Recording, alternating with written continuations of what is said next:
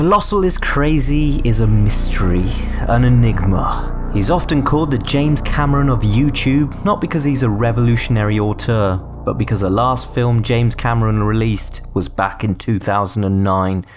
We all know what Colossal is. A clown. But who is he? Drop it.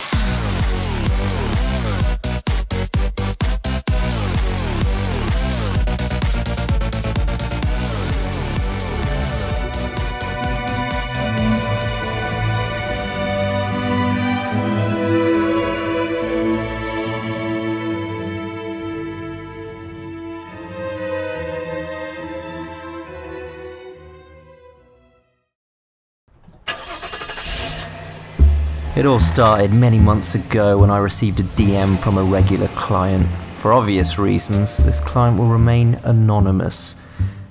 When I'm asked to investigate a particular YouTuber, I always turn to my number one source of YouTube news. Someone who's not only informative, but utterly entertaining. Scarce. If you need a smart and well-researched journalist, this is your guy. As I watched through his videos, I noticed he had nothing covered on Colossal.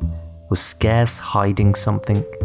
Watching Scarce's face and body reveal, I realised his name was completely ironic, because there's nothing fucking scarce about that well-fed lumberjack. He was clearly hiding something up his sleeves, and under his shirt, and possibly down each trouser leg. It would explain a lot at the very least. It was once I caught Scarce reporting on iDubbbz's content cop on Leafy that my interest was piqued. At precisely the 1 minute 10 second mark of content cop Leafy, a familiar voice could be heard. Colossal's voice. Here, I'm gonna sing some fucking delicious eggs on toast. Markiplier here. Was that Colossal's face too? Using advanced technology, I managed to rotate the video 180 degrees to get a real good look at the image. Was this a subtle face reveal? As I watched the video, I noticed iDubbbz thrusting an imaginary fork. Who else thrusts forks? Colossal, that's who. Was iDubbbz taunting me? Was this his way of telling me that he knew more than I ever could? I had no choice but to track iDubbbz down. What came next was my first hurdle. Nowhere could I open a direct line of communication with iDubbbz. No DM response through Twitter, no email returned. It seemed like nothing I could do would get his attention. It wasn't until after studying several iDubbbz videos when I had an epiphany that iDubbbz was most definitely a raging homosexual. It was time that I, Detective Deckard, would go undercover as a rent boy. I immediately downloaded Grindr, the Tinder for gays, and created my profile. Within minutes I found iDubbbz. I sent him a message, he replied. We chatted for a good hour and sparks most definitely flew. As a professional, I knew I had to go all the way. What happened next is something I will take to my grave. Or talk about in another vid when I need the views. Suffice to say, I got the information I needed, but it provided more questions than answers. The picture iDubbbz used was not actually of Colossal, but of another man named the Pip Lad. Who was this guy? Why did so many people think he was Colossal? More importantly, why did he look like a beast that came from a H.P. Lovecraft novel? The more I researched into the Pip Lad, the more I began to realise that this guy was a fucking mong. His mongness worked out in my favour because he had his Skype details plastered over half his fucking videos. I reached out for him and demanded an interview. He had no choice but to comply. It was time that I interrogated the Pip Lad.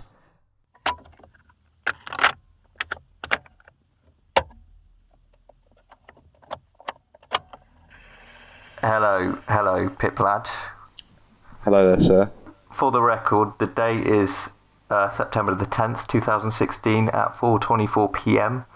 That is the time. That is the time, thank you. I'm Detective Deckard, and I'm going to be questioning Pip Lad.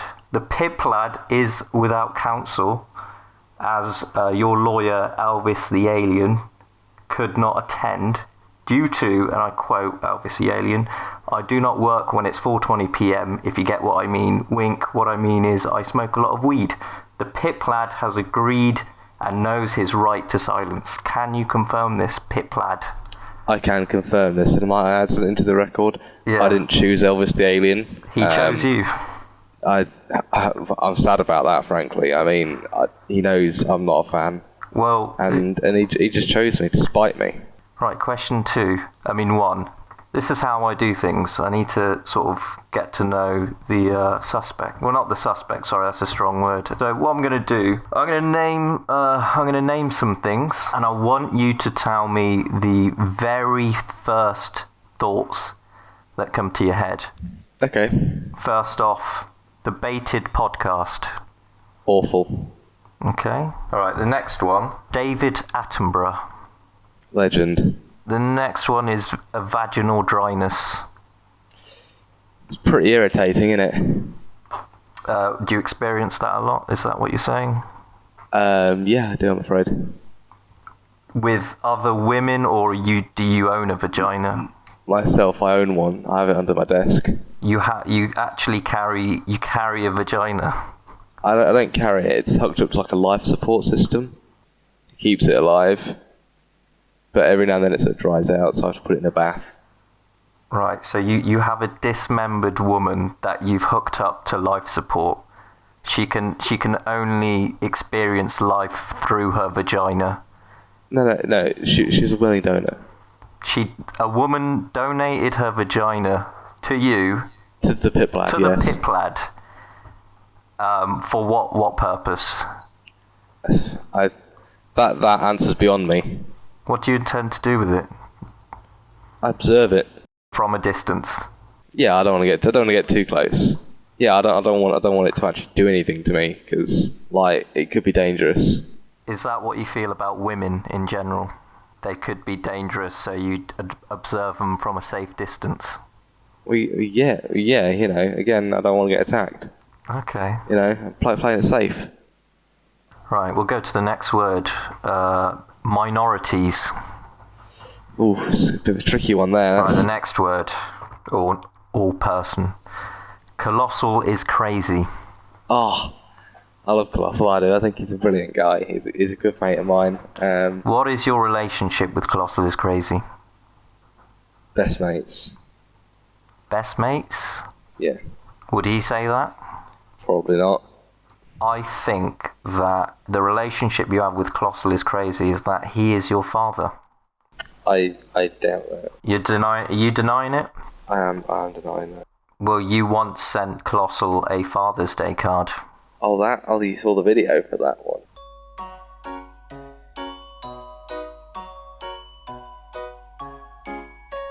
I have a very special friend, and Daddy is his name. D-A-D-D-Y, D-A-D-D-Y, D-A-D-D-Y, and Daddy is his name. Do an impression of Colossal. I haven't done it in a while, so it's going to be rusty. Okay. I've also got a very sore throat. So. Alright. Just give me a little What the fuck is that? You sound like Ricky Berwick. Just gotta sort of do some mouth exercises. Okay. Hello there, everybody. My name's Colossal Is Crazy, and welcome to the second episode of the Baited podcast. And I'm here with my friend Daniel Keemstar and Tommy Shit from the Pint. As the call ended abruptly, I realised I lost my best chance at getting to Colossal, and I spent that chance mostly talking about vaginas. But when I listened back to the audio, I heard something quite disturbing. Just give me a little Right there, you can hear the Pip Lad clearly whisper, "Help me." I realised that what I heard at the end was not Pip Lad impersonating Colossal, but actually Colossal himself. I guess that impersonation really was too good to be true. Was the Pip Lad in danger? Did Colossal get to him? Was I responsible for any harm that may have come to him?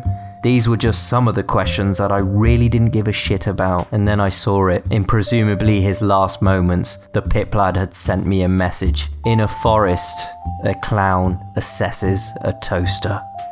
What the fuck did that mean? Was this a legitimate lead that I needed to investigate, or was this just a pip lad being a retard? Either way, my brain was truly puzzled. I was experiencing more ups and downs on this case than Ethan Klein's eyebrows. I needed a well-deserved break. Thank you for listening. Part 2 should be out soon. I want to thank the pip lad for all his help. Without him, this case would be nothing. Absolutely fucking nothing. I suggest you all subscribe to him, not because his content is amazing, but because analysts have predicted that by the year 2019, the Pip Lad will be the 5th biggest YouTube channel.